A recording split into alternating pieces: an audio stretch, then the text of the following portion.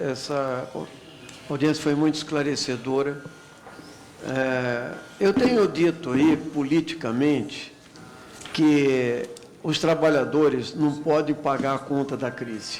Bom, ouvindo a questão do BPC, eu digo que os mais pobres, os mais vulneráveis, é que vão pagar a conta da crise.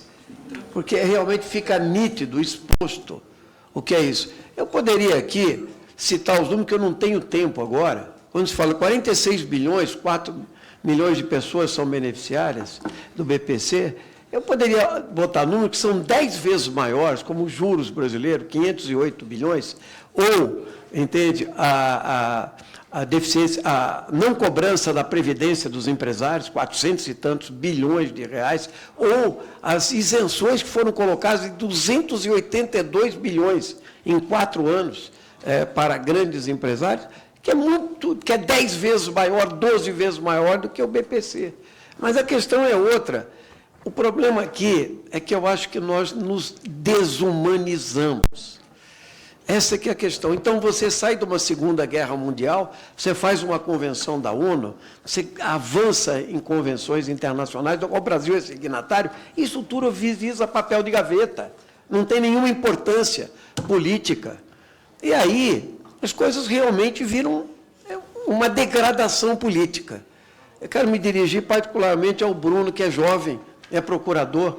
Eu vou lhe dizer, Bruno, Luiz Gonzaga fez uma música que dizia o seguinte, Luiz Gonzaga, um ícone na música popular, oh, meu Deus, uma esmola para um homem que é são, ou lhe mata de vergonha, ou vicia o cidadão. Das duas vezes, ela degrada o cidadão. Ou pela esmola, ou lhe matar de vergonha. Então, aqui, nós estamos tentando resgatar a ideia de que o cidadão tem o direito, a sociedade lhe deve isso, um cidadão vulnerável. E eu fiquei realmente contraditado com a seguinte questão. Vossa Senhoria colocou que esta proposta do BPC, na prática, ela desestimula as contribuições previdenciárias. Me perdoa, mas aí é um desconhecimento do que é a realidade brasileira. Entende? Porque um cidadão não deixa de pagar por causa disso. Ele, quando chega lá, ele já é um vulnerável, aos 65 anos, ou deficiente, ou a pessoa que chegou por um acidente. Não é possível isso. A pessoa não quer isso. É que ela, para sobreviver, e é 1/4 do salário mínimo, para ter acesso a esse benefício, e agora querem tirar a vinculação ao salário mínimo, que é a única coisa que o coloca num patamar mínimo. Então, nós não podemos ter uma visão tão desumanizadora, anticivilizacional. É disso que nós estamos tratando aqui. Então, não, porque... E aí eu queria dizer, até o Arthur Maia, meu relator, ele diz o seguinte, todo direito tem um custo. Eu concordo com ele. Mas o problema é outro. Quando você fala do direito à vida, ele é supremo. O direito à vida, é sobrevivência, é suprema. O Estado tem que cuidar.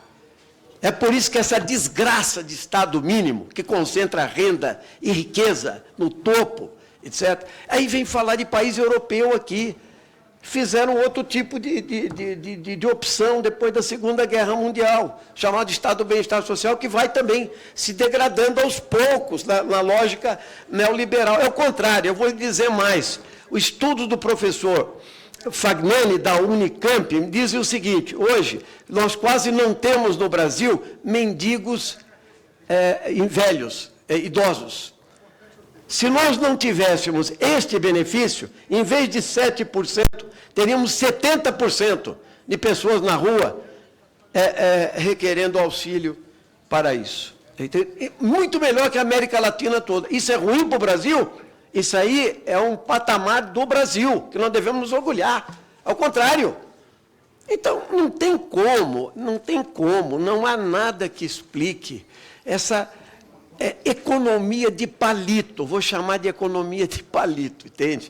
Porque se nós temos 30 milhões de pessoas, 35 milhões na Previdência, o doutor Josierto me deu o seguinte dado aqui, posso ter anotado errado, mas tem 185 mil pessoas com deficientes, foi isso que O senhor disse.